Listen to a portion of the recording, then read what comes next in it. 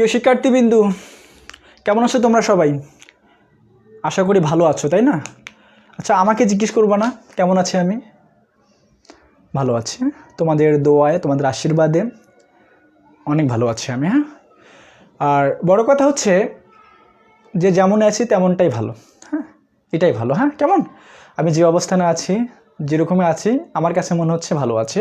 তো তোমরাও যেমন আছো তোমাদের জায়গা থেকে, এটাই ভালো। হ্যাঁ, কেমন বুঝতে পেরেছ? তো দেখো, আজকে আমরা উদাহরণ 29 নাম্বারটা করব। গত লেকচারে মেবি 28 পর্যন্ত করে ফেলছি আমরা, তাই না?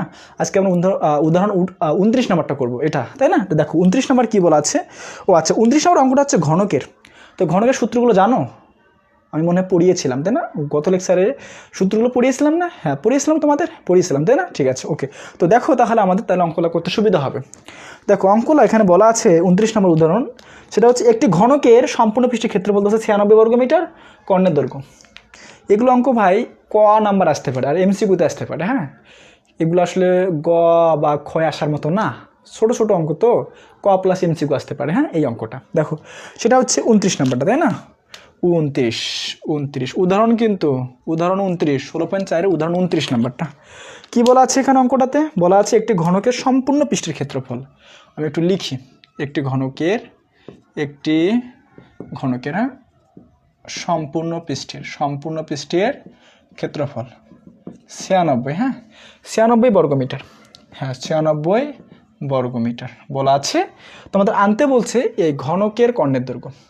বলে কি আনতে বলছে? ঘনকের কি কর্ণের দৈর্ঘ্য আনতে বলছে। এটা আনতে বলছে? হ্যাঁ, এটা আনতে বলছে। ঠিক আছে, তো দেখো এটা প্রশ্ন তোমাদের। তো দেখো সমাধানটা কি হবে। যেহেতু এখানে দেওয়া আছে ঘনকের পৃষ্ঠের ক্ষেত্রফল, তো আমরা কিন্তু জানি যে ঘনকের পৃষ্ঠের ক্ষেত্রফল সূত্র কি বলো তো? 6a²।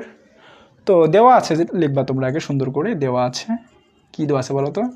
ঘনকের পৃষ্ঠের ক্ষেত্রফল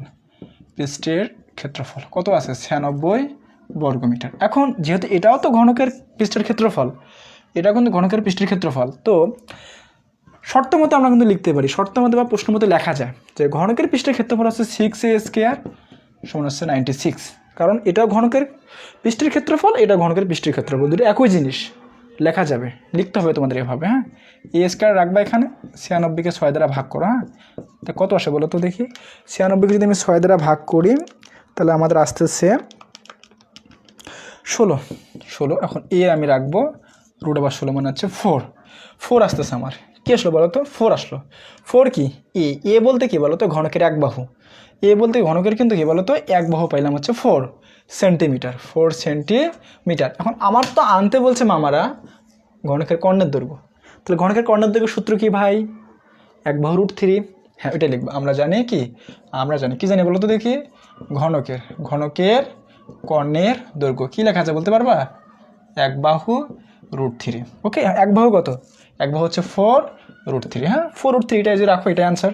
যদি এটা তোমরা কাজ করে দিতে চাও দিতে পারো, সমস্যা নেই। হ্যাঁ, কাজ করলে আসতেছে আমাদের 6.92 এত। বোঝাইছে? এত সেন্টিমিটার, এত মিটার এককে ছিল, তার মানে মিটার হবে। বুঝতে পারছো?